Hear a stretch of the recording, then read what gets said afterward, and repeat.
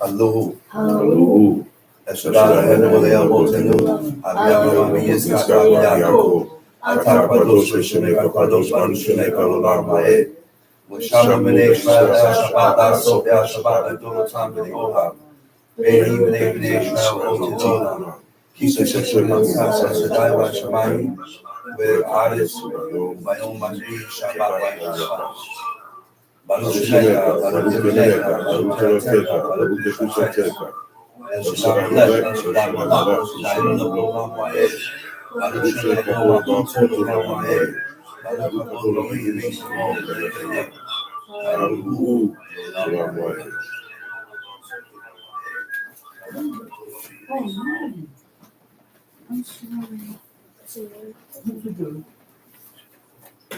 First of all, I'd like to give all honor and praise to the God of Abraham, the God of Isaac, the God of Jacob, the great mighty revered God, the Most High God, who bestows loving kindness, blesses all things, who remembers the pious deeds of the patriarchs, the Most High, slow of anger, great in kindness, forgiving iniquity and transgressions, but who will by no means clear the guilty, visiting iniquities of fathers upon the children to the third and fourth generation. The Most High, his work is perfect for all his ways of justice, a God of faithfulness and without iniquity, just and right is he. You may be seated. Giving due respect and honor to a head in Israel, Chief of Chief Eleazar, to chiefmen, princes, brothers and sisters, I say unto you the tongue of my forefathers. Shabbat Shalom. Shabbat Shalom. Okay.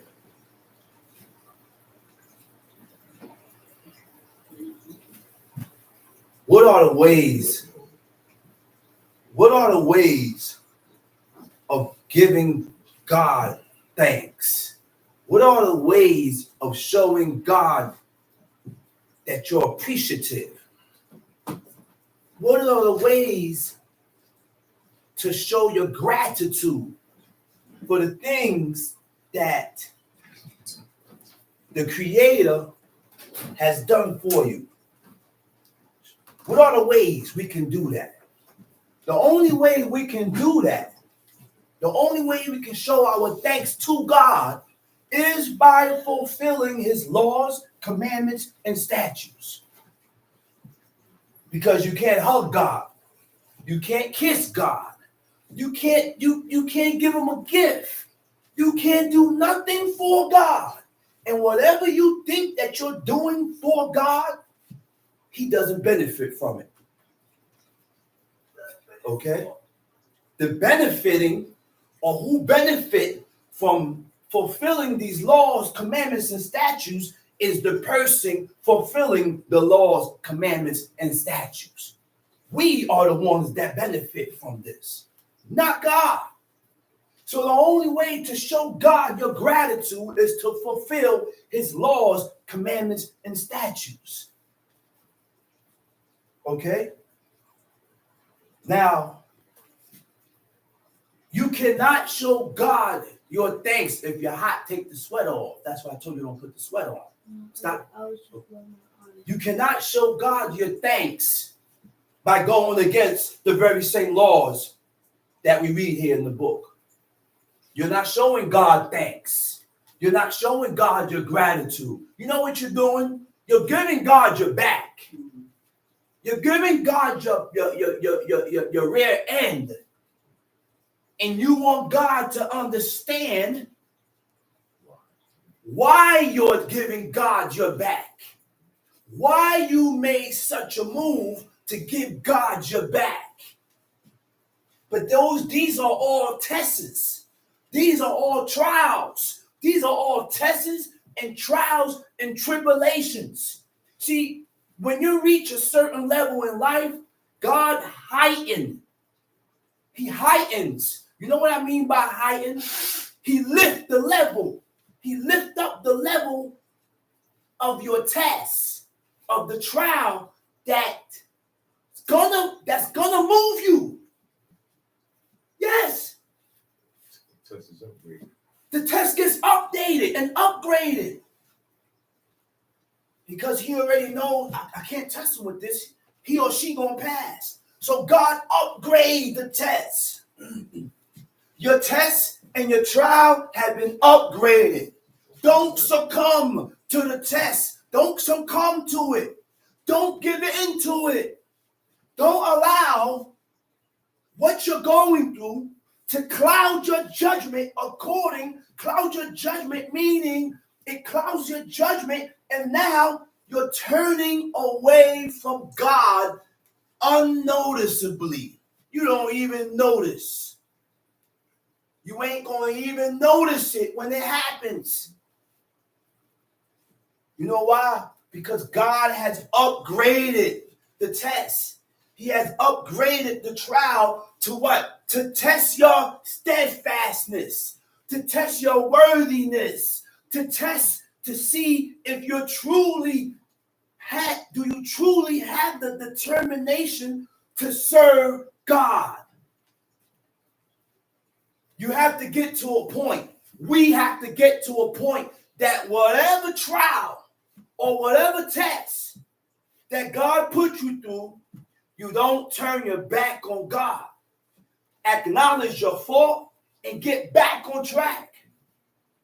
Acknowledge your fault with God and get back on track with serving Him, with fulfilling His laws and His commandments and the things that we are obligated. These are your obligations. This is your duty. This is our duty. This is our obligation to serve God and keep His commandments. So let me explain serving God. To serve God means to fulfill His laws. So if you're fulfilling the laws and the commandments of God,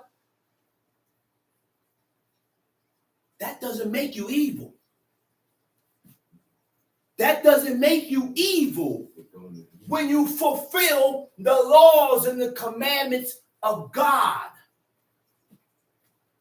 When you refrain from sinning presumptuously. Because presumptuous iniquity is when you did something or when you have violated a law knowingly. You know for this to be wrong and you still do it. That's presumptuous iniquity. Those are the things that we need to stay away from. Yes, we're going to sin. Because God said there's no man that sinneth not.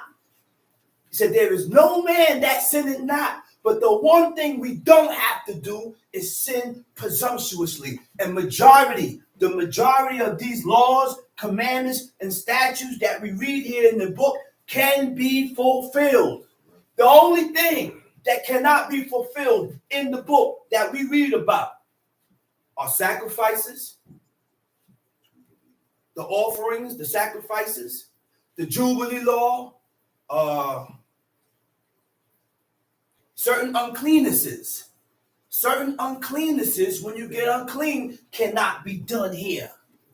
Because when you get unclean from the dead, there's a procedure that comes with that. And in order to get clean from the uncleanness of the dead, you need a high priest. You need a high priest. And because we don't have a high priest, the reason why we don't have a high priest, the reason why we don't have prophets is because we have fell from the grace of God. We have fell from the grace of God. How did we fell from the grace of God? Because we wanted to be like them. We fell from the grace of God because we wanted to be like the people. We wanted to be like the nations. And God knew that we wanted to be like unto the nations that was round about us. So what God told us? Destroy them. Wipe them out. Destroy them. Don't marry into their daughters. Do not allow the men to marry into your daughters. Because they will have you serving their gods. Don't go into covenant. Don't go into no agreement with them. God told us that. But we had a better idea than the Most High. We had a way better idea than God. This is why the Most High, this is why it says what? The Most High, what's the word? What I always say? Okay, there it is. Right? God make exceptions This is now. Before it wasn't like this. We caused God to come up with this conclusion. So now, being that we didn't wipe out these 7 Hamitic nations, realize something. The 7 Hamitic nations, they came from Africa. We were not Hamites. We are Shemitic. We did not inhabit Africa. Jerusalem is not in Africa. Jerusalem is in Asia, Iraq, all these Middle Eastern countries. Mount Zion is in all these is in Africa. I mean, it's in Asia. Jerusalem, all them Assyrians, the Chaldeans, Babylon. It's in Asia. And God told us to wipe out these 7 nations because they're gonna get you to serve their gods. They're gonna be a thorn on your side. They're gonna be a thorn on your side, and this is why it's very important to know who your husbands are. What man did you marry? What man did you choose to lead you? What man did you choose to support you and lead you? Support you, lead you, provide for you. Because that's what you're submitting to. You're submitting to the fact that you are allowing this man to support you. You're submitting to the fact that you're allowing this man to lead you. You're submitting to the fact that you're allowing me to provide and protect you, support you. That's what you're submitting to, because we wasn't tyrannies. We weren't tyrants in our marriages. The men weren't tyrants in our marriages in the book. Now, you may run into a tyrant because the men have fell from the grace of God and we don't have the same qualities as our forefathers have. Same thing like a woman. We both fell, men and women have fell from the grace of God, which means our qualities, the virtuous qualities that woman used to have in the book, the qualities that the men used to have in the book is not there anymore. It's not being taught, it's not being shown, and we are so stuck on ourselves, men and women. We're stuck on ourselves, and we refuse to allow the book to lead us. We refuse to allow the ways and the customs of our forefathers to lead us. We're stuck on our own thoughts. We're stuck on our own ways. We're stuck. So therefore, we can't progress. Therefore, we cannot progress in life. We can't progress with God. We can't improve. We can't take heed. We can't do good. And because of that, our judgment and our vision, able to perceive and see, is shut. It's closed. So now you look at good and call it evil. Now you look at evil and call it good. And that's our problem. Man and woman, that's our problem. That's our problem. Let's go to Exodus chapter 32.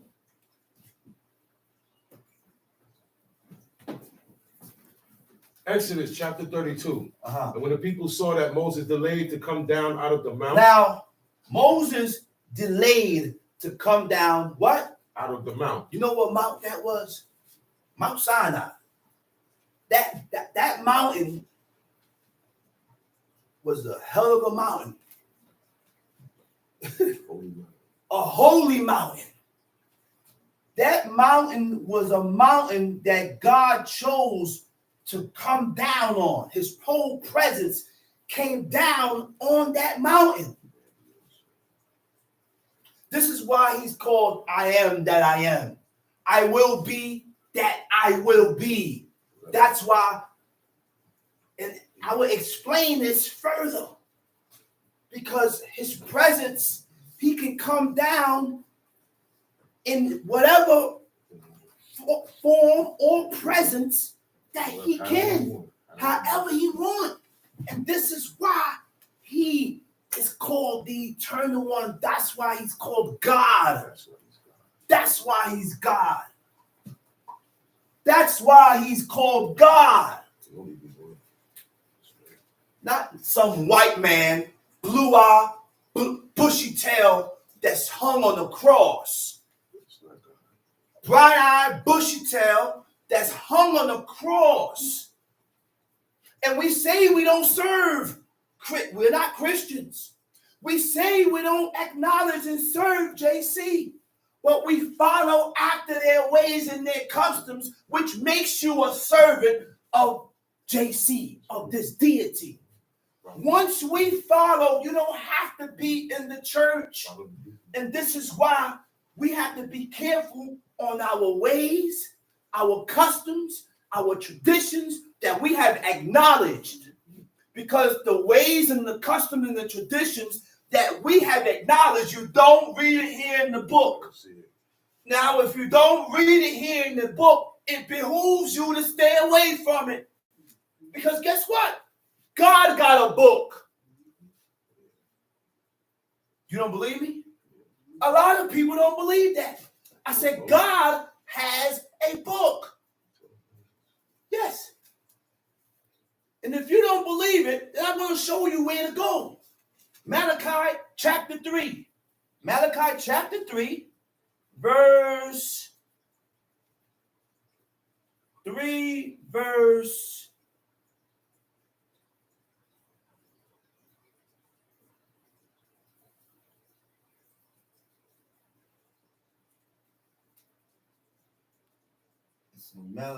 3, verse. There we go. Okay, I got it. I'm gonna read beforehand. All right, I'm in Malachi 3, verse 14. It said, "Ye have said, it is vain to serve God." Huh? Yeah. People say that not by words, but by actions. It's vain to serve God. What do I mean by that? It's vain to serve God. First of all, realize and understand what vain means. To be vain means to have that is worthless. It has no value. There's no value in me serving God. It ain't worthless. It's worthless to me. It ain't it's worthless to me serving God. And we prove this with our actions that are against God. Okay? Now, he said, and what profit is it that we have kept his ordinances? But guess what? The profit of keeping the ordinances and the laws and the commandments of God is not here. The reward is not here. God is not going to grant you a reward here. The reward is HATETH, in the hereafter, in the latter days. You will receive your reward for serving God. But the wicked, but the evil or evil person that don't serve God have received their reward here. That's why you have people that has become rich. People rich with money. Houses set up. Children is set up. And they don't have nothing to worry about. But they defecate on God. They're against God. But they're against God. They're against God. That's their profit. That's their portion. Well, what's going to happen? What is going to happen to them in their latter days? When their name get called. When your name get called by God. When your time has expired on earth. Because we all have a time limit. We all have an expiration date. And before your time expires, make peace with your God. Make peace with the Creator by fulfilling his laws, commandments, and statutes. Huh? You're not going to find no man with a determination to serve God. The further you go out, the more nuts people it is. The woman, stay away from men. Woman, stay away from men. And men, stay away from women that don't want to serve God.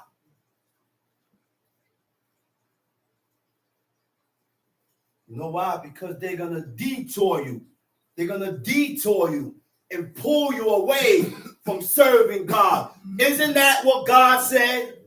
This is why God said, stay. That was just an example about what I read in the book. God says, stay away from these 7 nations, man.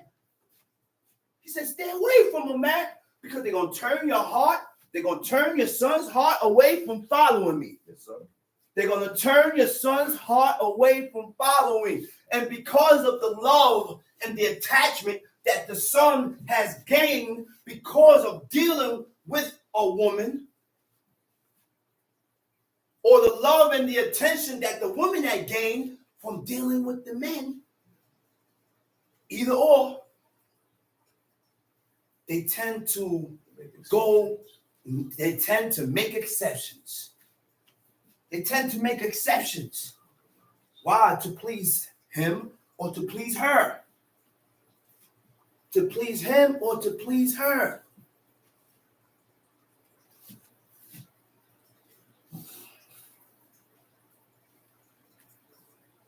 He said that we have talked mournfully before the Lord of hosts. And now we call the proud happy. Isn't it? The proud happy. The presumptuous person happy. The wicked and evil person. We call them happy. Why were they called happy? Why were they called blessed? Because look at their life and how they're living. They're living good. They got everything a man can ask for.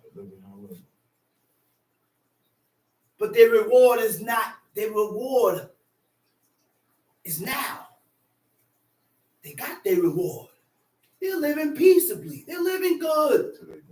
And don't look at a person's lifestyle and say, oh, he or she must be doing the right thing.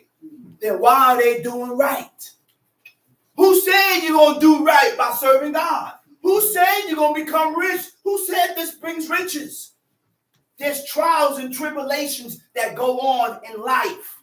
But the one thing we cannot allow is for the trial and the tribulations that we go through to allow you to pull you away from serving God. Do not allow that to pull you away from serving God, man. We go through good and evil. Good times and evil times.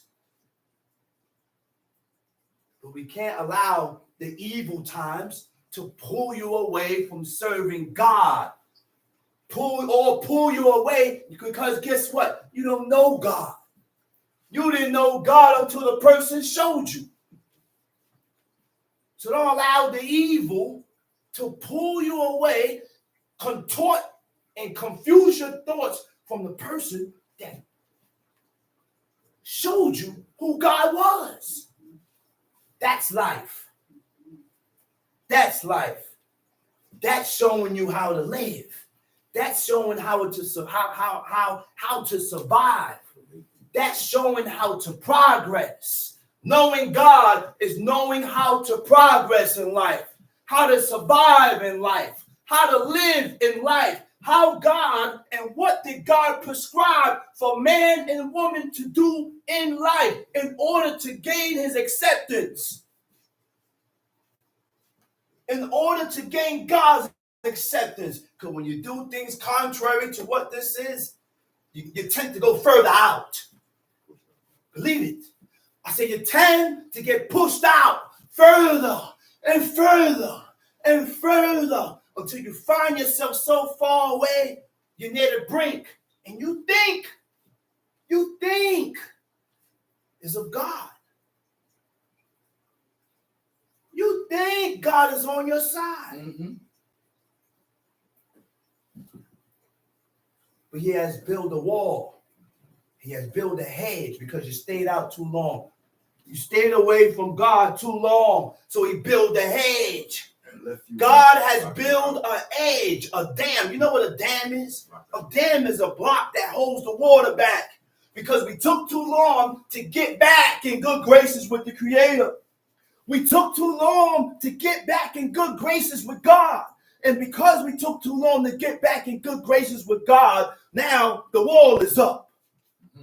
The wall is up. You don't remember when the Most High said, I'm pleading. I'm pleading with you, oh Lord. Oh God, I'm pleading with you, oh nation. He said, well, my hand's stretched out. Who else pleads? Parents, mothers and fathers plead with the sons. Mothers and fathers plead with the children. Why? Because they have chosen a way that's not acceptable by God. And they know that it's going to hurt them to see them go off and turn away and depart from life itself, which is these laws, commandments, and statutes. The time of the Judges 19. The man went back to find his wife, and he spoke to her. What do you think he did when he spoke? He pleaded with her. Men plead with their wives and their women.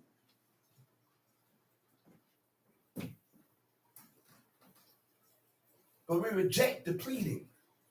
We reject it and look at it as in the negative way. We reject it and look at it as weakness. This is what we do. Like God is weak. Like my parents is weak. Or like the husband that's pleading with his wife is weak. No, it ain't that. I know by you stepping over there on the opposite boundary, I know what's your end. I know your end, son. I know your end, daughter. And God knew our end. I said, God knew our end and what was going to become of our end if we continue not to fulfill and seek the face of God. God knew that. So therefore he pleaded and pleaded, but there came a certain time. I said, there came a time when the pleading stopped. It came a time when the pleading stopped. You know why? You know why the pleading stopped? Because it comes a time when those feelings that's there, why he stopped pleading? Because the feelings that was there tend to dissipate, become less, and become less. That's what happened. That's what happened. God got tired of pleading with the nation. And whatever happened, God put the hedge up to where they couldn't find their way back in Hosea. And it went down. It went down. We got raided. We got raided. We got plundered. Jerusalem got raided and plundered and infiltrated. Babylon came in. Babylon came in through the secret passage that Hezekiah showed that God was angry with him. God was angry with him and he died for that. And he died for that. He didn't die for violating presumptuous iniquities. He didn't die for violating God's laws. Most of these men died because they messed up with their words. Look at Moses. Moses didn't die because he violated God's laws. He coupled God's name with him. He said, because you didn't sanctify my name in the midst of these people, killed them for that. He killed them for that, man. I say he killed them for that. These men that we read about covered God's laws. They covered it, man. They covered it. They covered it. We not covering it. We not covering it. And then we got to really acknowledge. We got to have a conscience. When you have a conscience, you acknowledge your faults. We must acknowledge our faults to become better with God. Mm-hmm. We must acknowledge our faults to become better with our parents. We must acknowledge our faults to become better with each other so that we don't repeat it again. That's where consideration coming at. And sometimes we come up short. Yeah, we come up short sometimes. And you need certain things to go on in your life to snatch you back into reality. Yeah. Like wake you up and like, yo, what did I do? What did I do? Huh? And then you're trying your best, trying everything to gain back in favor. Get back in favor with your parents, to get back in favor with the one you offended, to get back in favor with the one, with the eternal one. Because that's what you do. When I come to you and I say, I have offended you and I did this and I'm sorry, you're trying to get back in good graces and good favor with the person that you have offended. If you don't feel that, then you can't, there's no good in you. If you don't feel that, then you can't serve God. If you can't feel that and you're not that way, then you cannot fulfill the laws, commandments, and statutes of God because you're a cold person. You're a cold person. You have a stone. You have a rock for a heart. You got a rock for a heart. And what softens you up? What softens you up and give you a heart? The laws and the commandments of God. These laws, commandments, and statutes of God. We read these laws, commandments, and statutes of God so that it can have an effect on our spirit, so that we can change our mindset, so that we can change our ways and our behavior patterns, so that we can change things that we have in us that causes God to frown, that causes God to not accept you. Yes, we have things in us that will cause God to push us away. We have things in us. But the only thing that can correct, first of all, when we're correcting these things, we got to be able to acknowledge it. We got to be able to acknowledge it to have any type of changes. Right? It says, and now we call the proud or the presumptuous one or the wicked person happy. Yeah, they that work wickedness are set up. Didn't I tell you that? Yes, they're set up in life. They're doing good. Everything is good with them. They're living life, but they're evil and they're wicked in the eyes of God. See, the battle is not with everybody. Everybody is not, every human in the inhabitants of this world is not included with this war. They're not included with the battle. The battle is with the ones that had claimed the heritage of Jacob. The battle is with the ones that surnamed themselves after Israel. I'm an Israelite and I serve God. I'm an Israelite and my duty is to fulfill the commandments and the laws of God. That's when the battle starts. That's when the war starts. So now the adversary, because people say there's no such thing as the devil. Believe me, there is a such thing as a devil because you read about it in Job. He's called Satan, means to be adverse, called the adversary. And his job is to turn you away from serving God. His job is to turn you away from serving God. So he also, the adversary also is allowed by God to play with your head. You sitting here thinking it's God. But God has allowed the adversary to play tricks in your cotton picking head. Bring up certain situations to see what's your actions and what you're going to do. Huh? Because it don't got to be that way.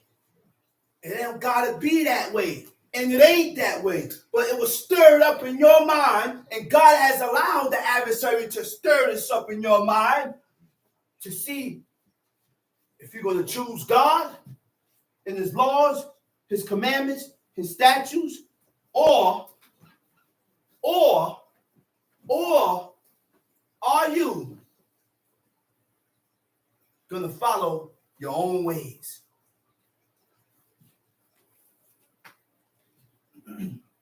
Your own emotions, your own thoughts.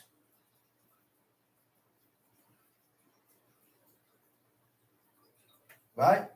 He said, yeah, they that work wickedness are set up. Yeah, they that tempt God are even delivered. Huh? He said, they that have tempt God is even delivered. Yes, we have tempt God. How do we tempt God? How do we test God? God said, don't profane the Sabbath day. He said, all those that profane the Sabbath day shall die. We go and we profane it and wait and see what God's going to do to us. That's tempting. You know how you tempt your parents? Your parents say don't touch it and you go and touch it anyway. That's tempting. God said don't do it and you go do it anyway. That's tempting God. That's tempting God. And the reason why our punishment is not coming right after our violation because God don't care about you. Yeah. In the book, it states God punished those who what? Who we love. In the book, it states that God will refrain and guide the feet of who? Of his saints.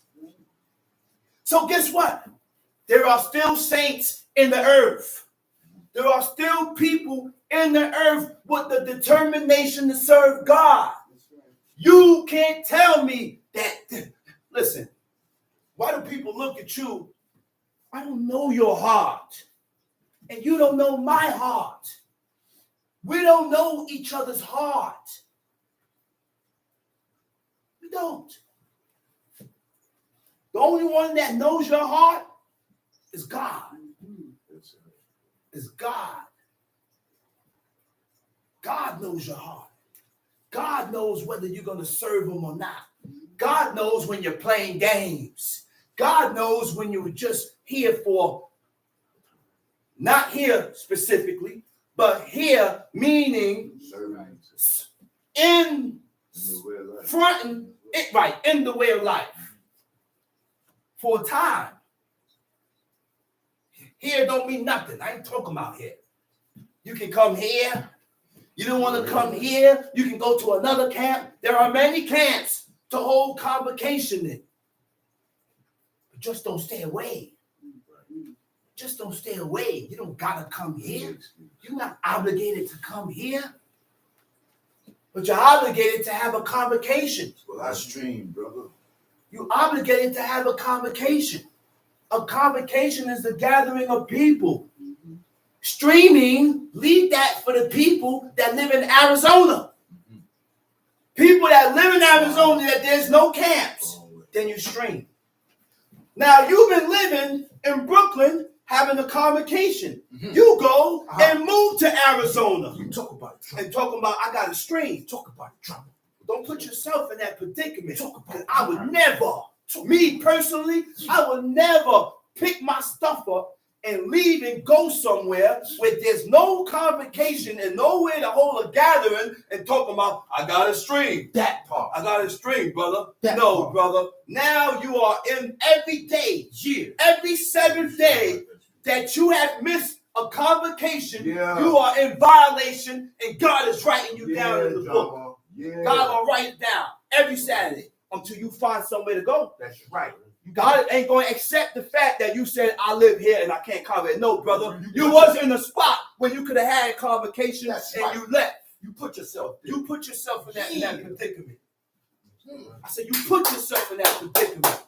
Let's serve God and keep his laws, keep his commandments, and keep his statutes, because all your false accusations and the things that you're saying, the person have not done it. Yeah. It ain't been done. Chop about. It ain't been done. Yeah. We like to go off assumptions, assuming in words, Yeah. but it ain't true. And God has formulated, allowed the adversary to formulate these ideas in your mind to pull you away from God. Yeah. Drama. To pull you away from God, man. And guess what? Like God plead with you, I plead with you. Yeah. I plead with you because why? The same way God hurt, it hurts. To put your time in, show a person that, look like your son, your daughter. Put your time in, show them who God is, and then when they get older, they depart. They depart. There's no joy in that. You put your time in the woman, show her who God is, and she depart. Ain't no joy in that. I wasted my time. The same way a parent feels when they're dealing with their kids. You're wasting your time. That's the way God feels. I done wasted my time with these people. That's why God said, you know what I should have did? I should have turned myself to other nations because they would have listened. If I would have gave my laws to other nations, they would have listened. Huh? That's what God said. Huh? That's what God said. That's what God said. If I'd have turned to other nations, they would have listened, man. But the only reason why I stuck with you, Israel, the only reason why I stuck with the nation of Israel was because of one man. What you say? Say it louder. Abraham. Father Abraham. Father Abraham. And why? Why? Because when God revealed himself to Abraham, when God revealed himself to our forefathers, they never questioned it. And God did not have to explain. Abraham had blind allegiance. You know what I mean by blind allegiance? God was able to tell Father Abraham to go kill his own son. And without questioning, I said, without questioning, he snatched his son and was going to kill him. He was going to offer him up before God. He said, "You's a goner." He was going to offer his son up to God like God told him to.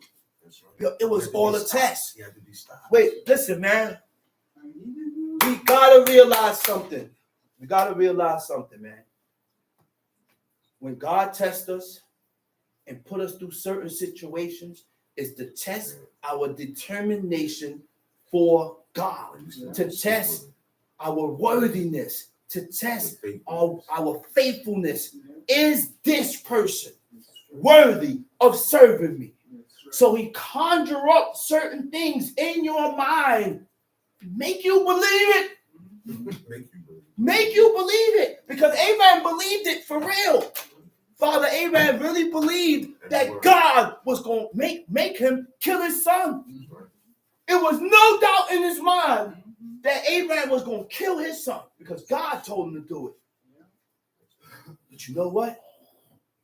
And that's the way God deals. He conjure up certain things in your mind. He allowed the adversary. Sometimes God do it himself. Huh? I said, sometimes God do it himself to test your ferventness. God do it himself to see how firm you is. God do it himself to see, do you have the determination and the will to serve God? And most of the time, we fail. Most of the time, we fail. Because you're going through all, I got proof of this. And this happened, and this happened, and this was said. But you don't even know the heights of the way God deals. All this, it was planned to rattle you and make you feel this way to see, are you able? Are you going to stay or are you going to depart and leave? Now look. Now, this will straighten you. If you don't allow these things to rattle you and pull you away from God, now you have reached another level in life. There's levels in life that we need to reach before we die. I said there are levels in life that we all, man and woman, need to reach before we die. If we don't reach those levels before we die, you better believe it. I don't want to say no more. But there are levels that we need to reach before we pass away, before God take us, before our time expires. He said, then they that feared the Lord spake often one to another. He said, they that feared God spoke often one to another, and the Lord hearkened, and he heard it. And a book of remembrance was written before him. The book of remembrance was written before him for them that feared the Lord and that thought upon his name. So God got a book. But only certain people, names, is written in that book. Only certain people, names, is written in that book. The qualifications of the people, names that's written in that book are ones that fear God, and that have thought upon God's name. Now, how do you think upon the name of God? I'm going to explain both aspects. How do you think upon the name of God? What is the fear of God? Be afraid to offend God. Be afraid to offend God. How do you offend God? By violating his laws, his commandments, his statutes, by putting your emotions, by putting you before God, by putting yourself before his laws and his commandments. Okay? Now, how do you think? He said, the book of remembrance was written for those that fear God and that thought upon his name. How do you think about the name of the Lord? We had a camp. I said we had a camp on Nostrand and St. John's. Right? It was closing. Right? So everybody's getting everything. And we had the name of, get that thing on the wall. This right here. No, you can put it back. See this? This is the name of the Most High, written in ancient Hebrew.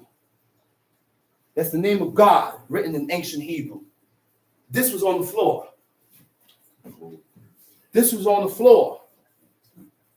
Okay? This was on the floor. This is the name of God. You don't desecrate the name of God. If the name of God is written on paint on the wall, you don't paint over the name of God. This name is holy.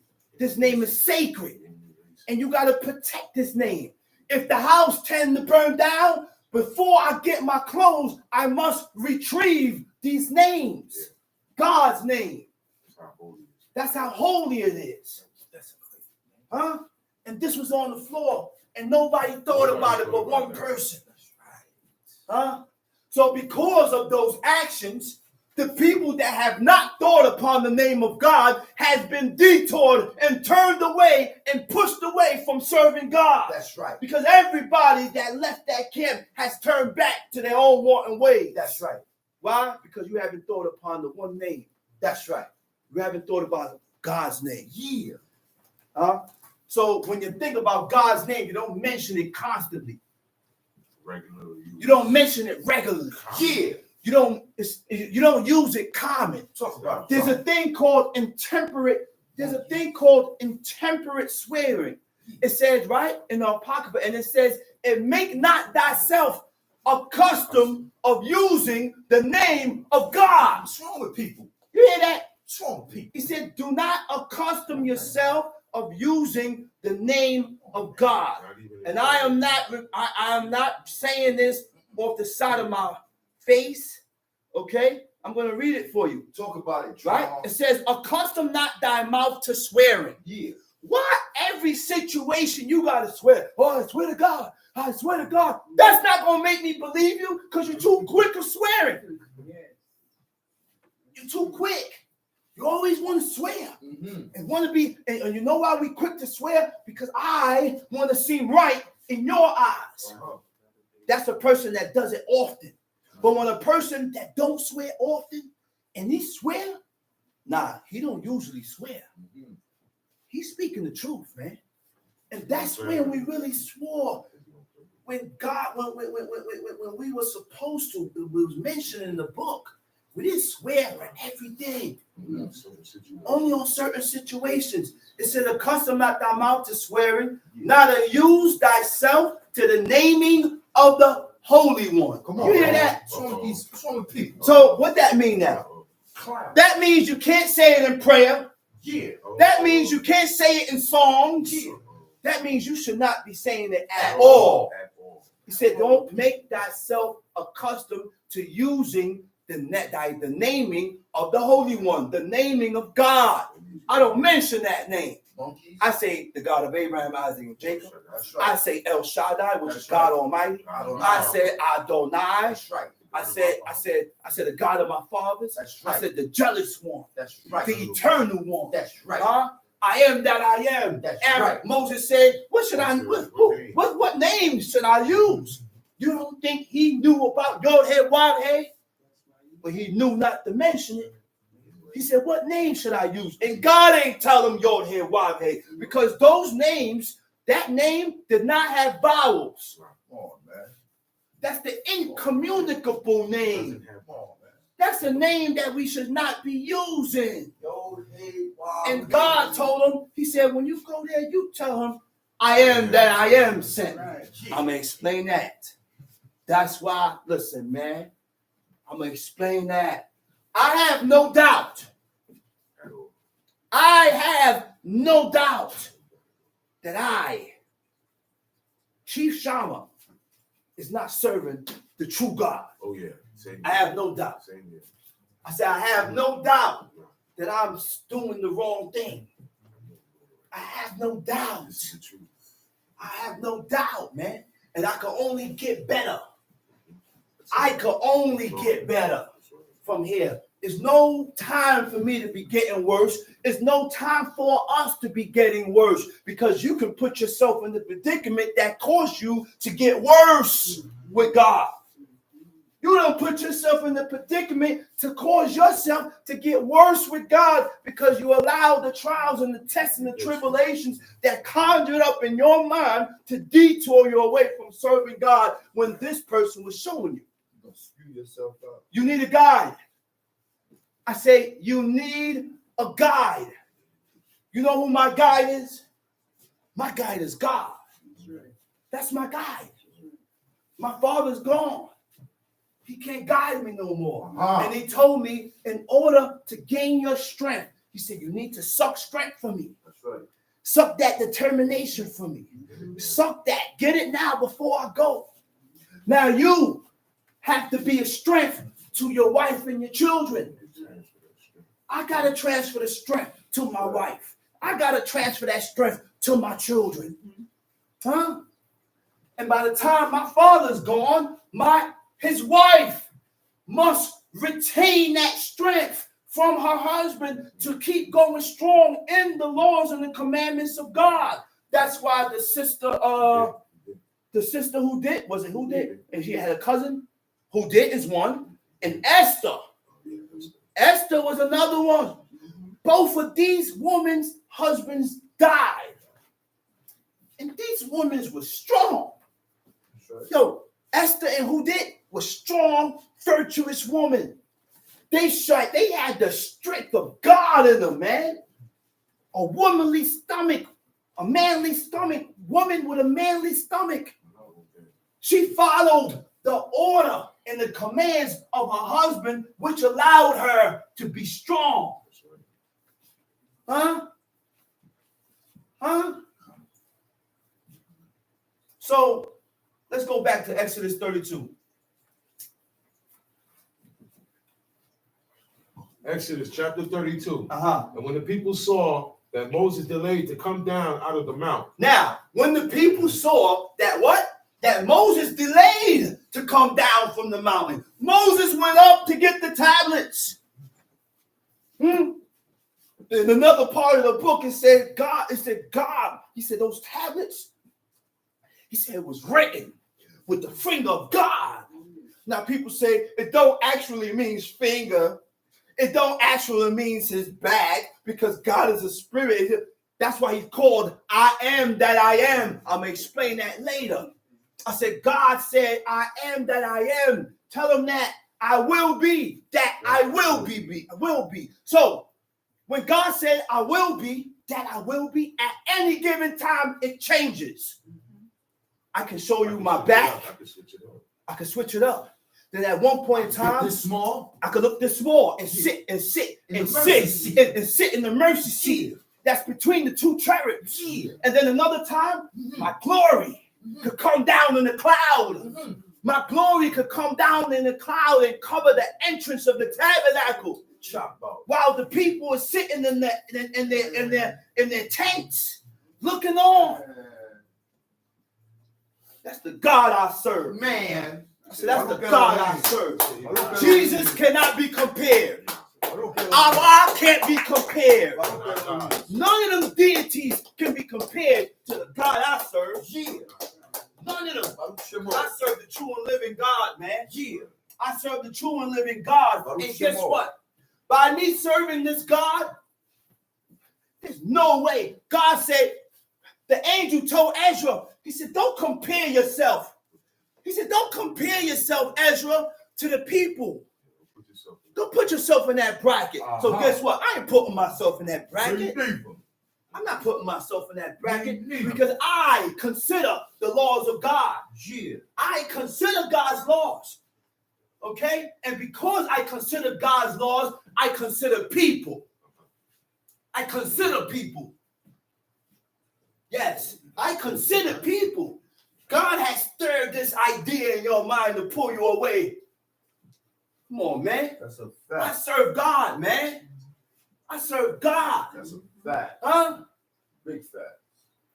I serve God. You think I'm doing this for my health? You think I split my size on my shirt to put on fringes for my health? You think I will refrain from eating certain things for my health? You think I don't shave and do all this for my face because of my health? I used to like shaving. I used to like it. You gotta get a little trimmed up. But God said he despised it. So I don't do it. I don't do it. You think I like you think I do that for my health? What else? Huh? I could go on and on. But the people look at you and say you're demonic. You're evil. Ain't nothing evil about me, man. Nothing. Ain't nothing evil about me. And I ain't no demon. Because I sacrifice myself. I said I sacrifice myself and my likings.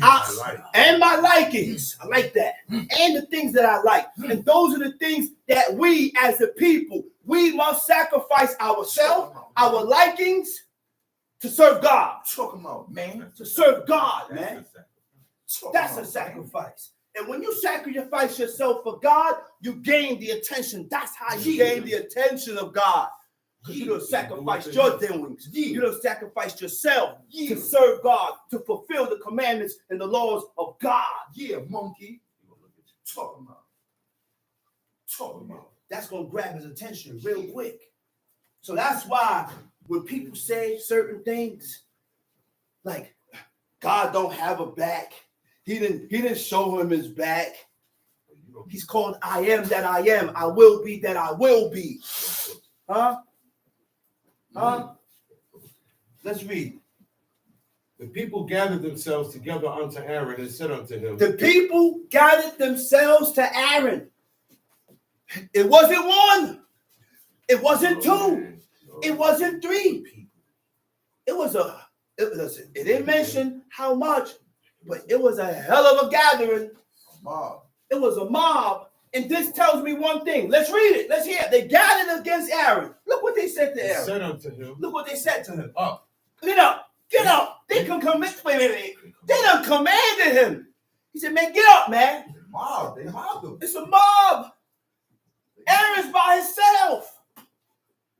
They pressed Aaron. He said, listen, man, get up. What did he say next? Make us gods. Make us a God. Which shall go before us. That can go before us. For as this Moses. He said, because, what verse is that? 1.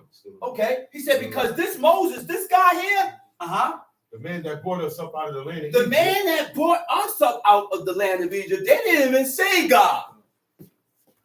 God was the one that challenged the gods of the Egyptians.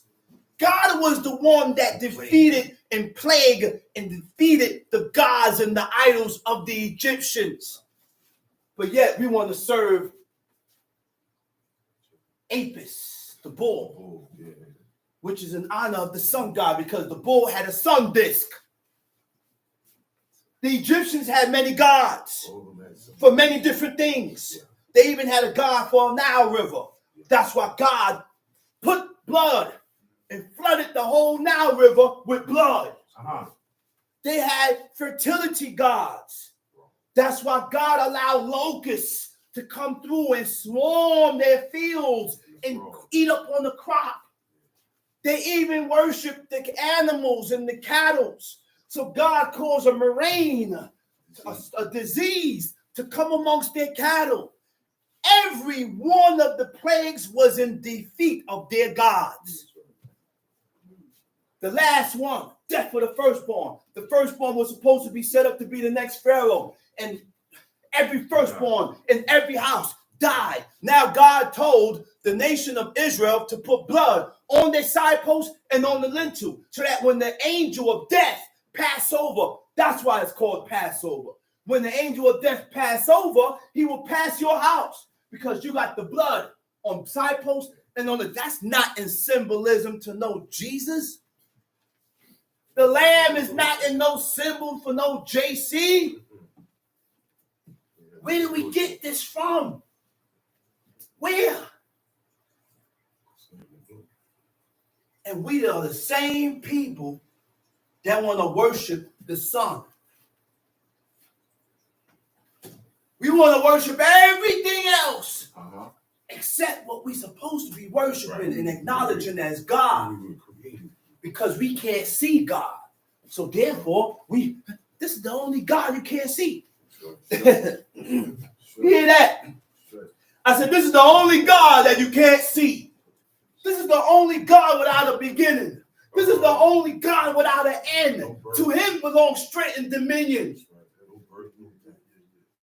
To him belongs strength and dominion. And we must show our gratification to serving God. We must show that.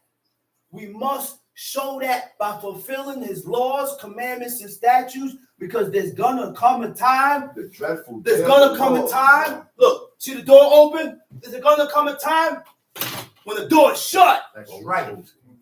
There's a come a time when God shut the door. You know when God shut the door? When the person that's pleading with you, stop pleading. When God stopped pleading with you. When your parents stop pleading with you. When your parents say, oh man, my son, my daughter, he or she won't listen, I give up. I try to show them. I try to do everything to bring my son and my daughter back, but they won't come back.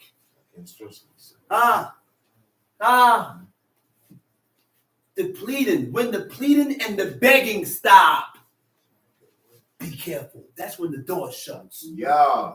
I said, that's when the door is shut. Yeah. Okay? Let's read it. And Aaron said unto them. Look what Aaron said to them. After the people done gathered themselves to Aaron, told him to get up. What Aaron said? Break off the golden earrings. He said, give me your golden earrings.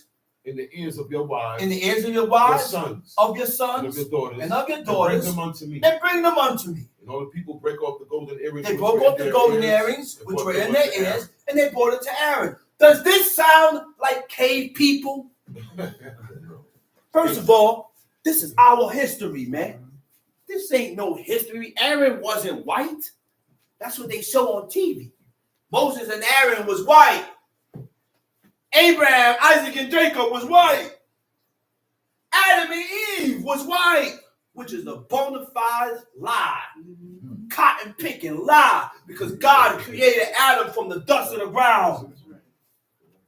And he created Eve from Adam's rib, which made Eve his balance, which Eve was his counterpart, which Eve was his wife to counterbalance, Adam. You know what that means when you counterbalance Adam? When Adam got angry, she didn't get angry.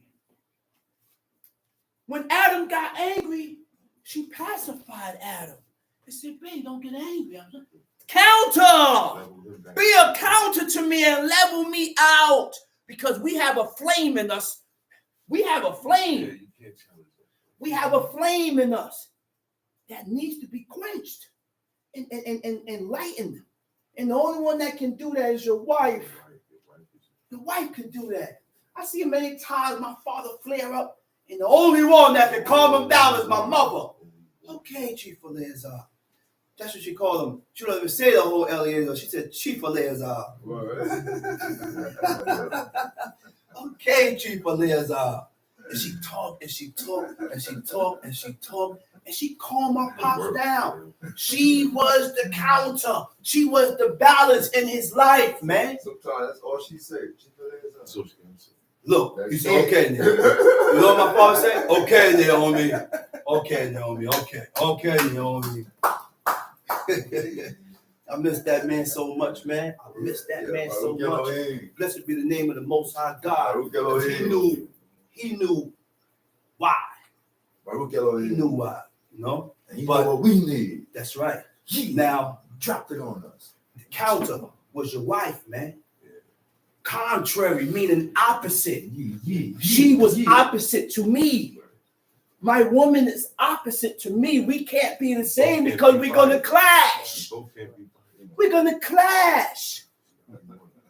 So, yeah, I got a temper. But your job is to pacify my temper and be nice and be soft so that I can calm down. That's why God looked and said, hey. God said, hey. He said, it ain't good for man to be alone. God said that.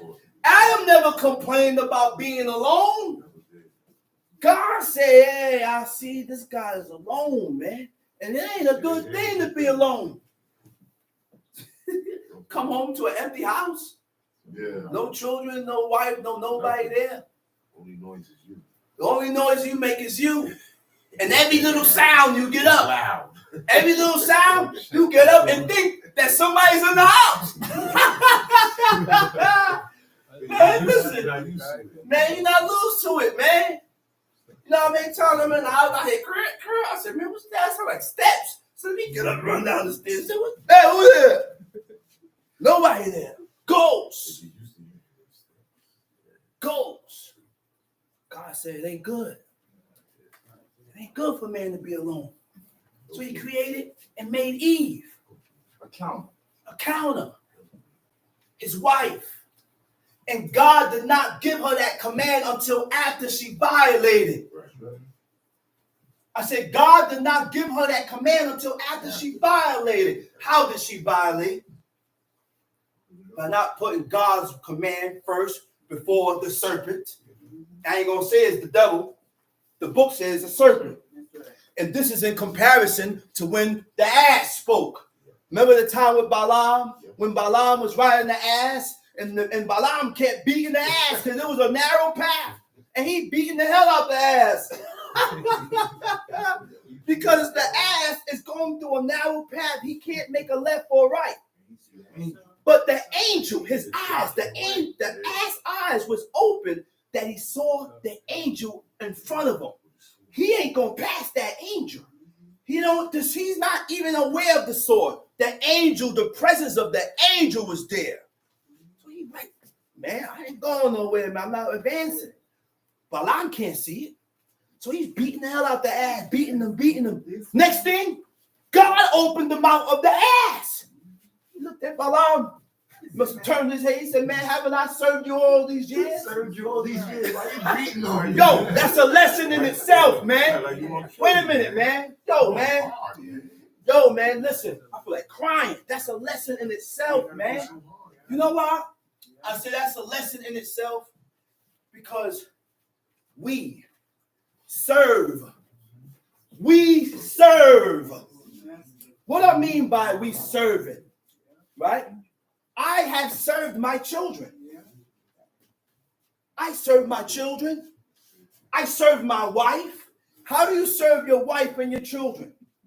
By taking care of them, by supporting them, by providing for them. So you serve them.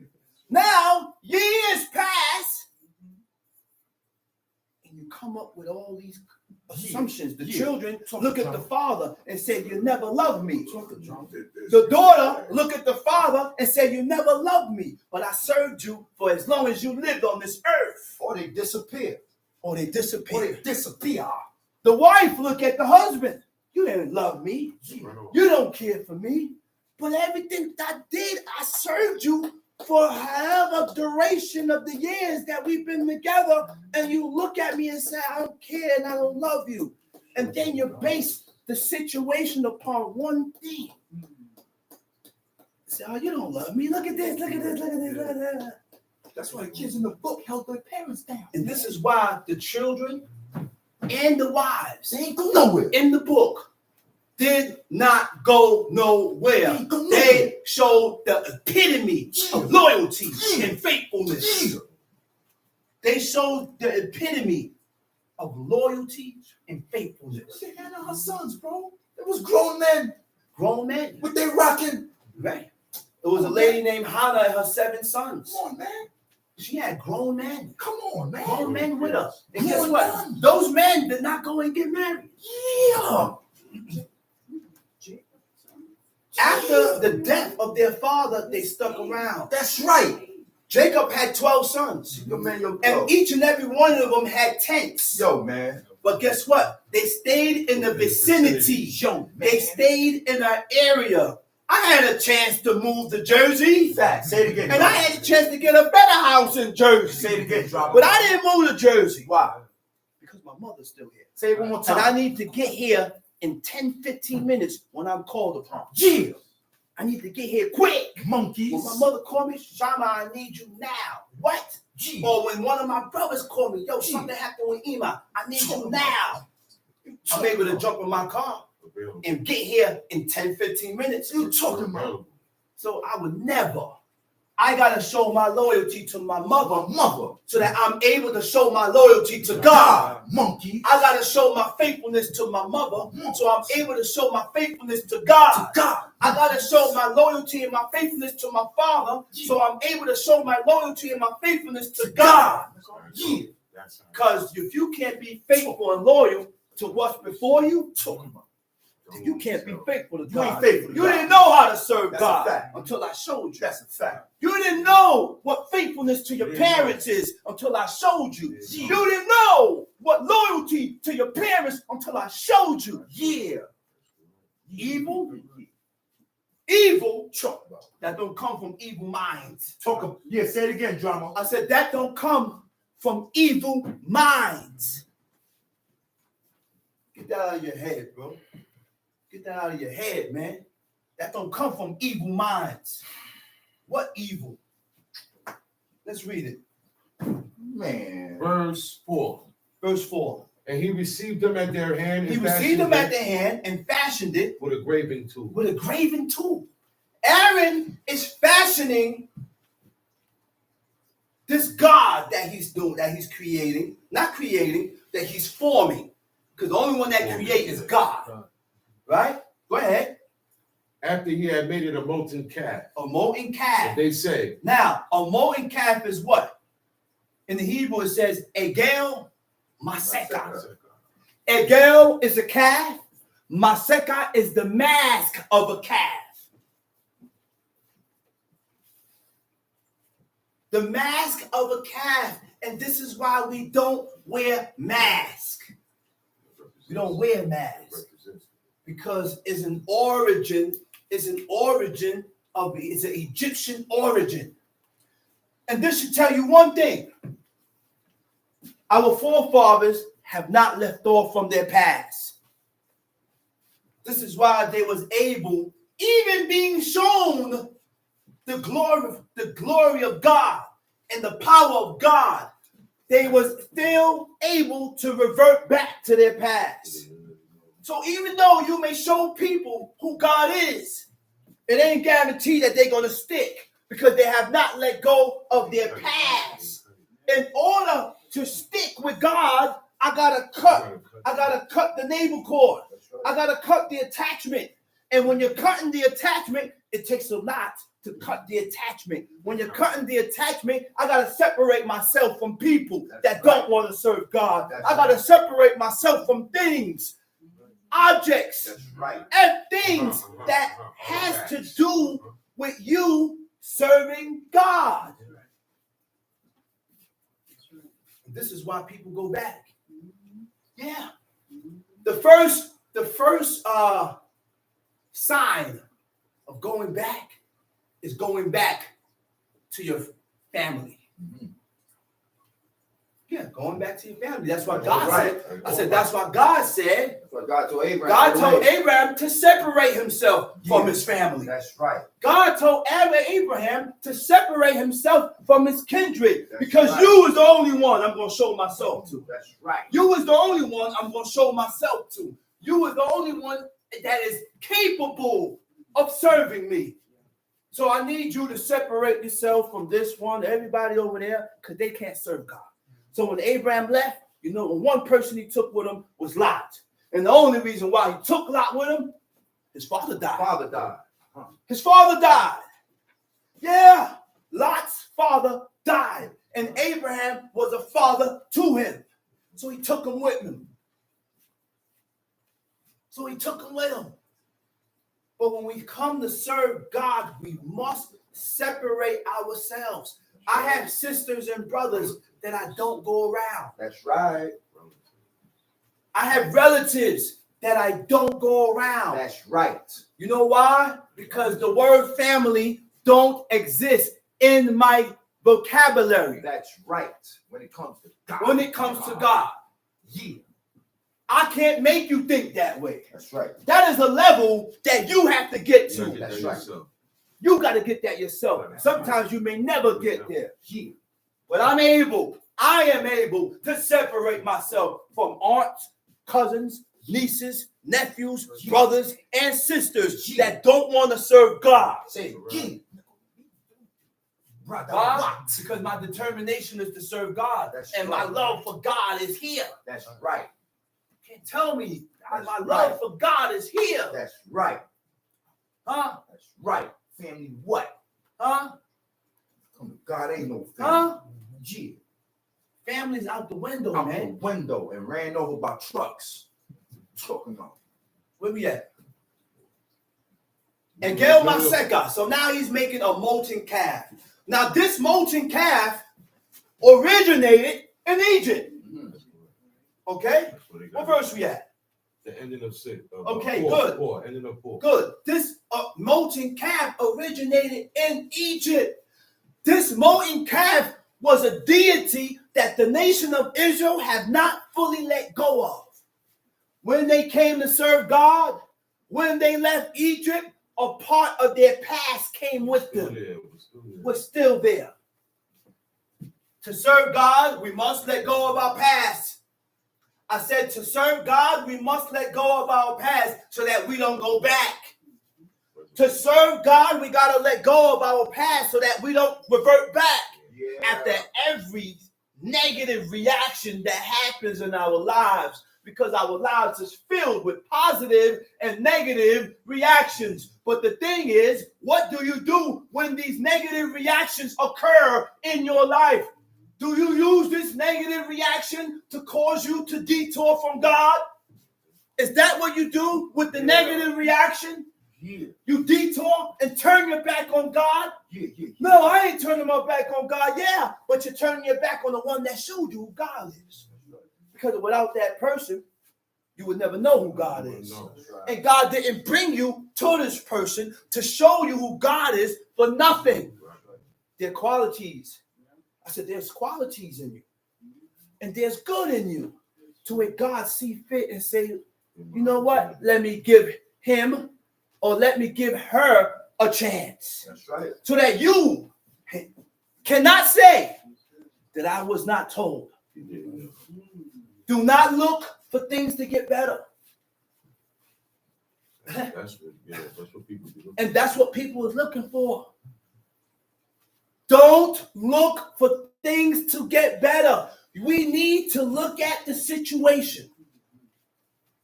Where the situation was going when you were serving God, and where the situation was going when you put yourself in that predicament, when you left off. That's right. Look at it. The situation. That's right. And you come to thought and come to your senses and determine the right move. Did I make the right move or the wrong move? Wrong move. Yeah, drama. Did I make the right move or the wrong cotton picking move? Yeah. But guess what? In order to do that, we got to be truthful with ourselves by God. Be truthful with yourself.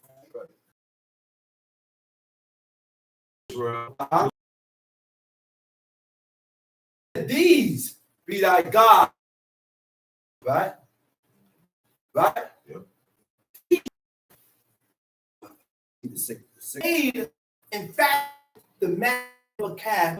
When Aaron, he built an altar, that altar was used in serving and worshiping God.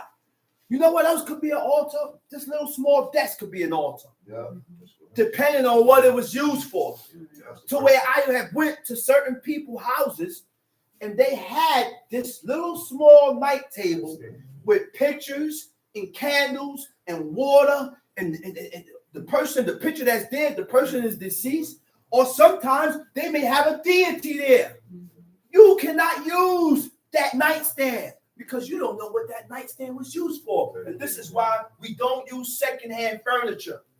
Because I don't know what this furniture that I'm buying from this person was used for. I don't buy nothing secondhand. Everything that I buy must be new. Because I don't know your lifestyle. Tom Sheep. And when Aaron saw it, he built an altar before it.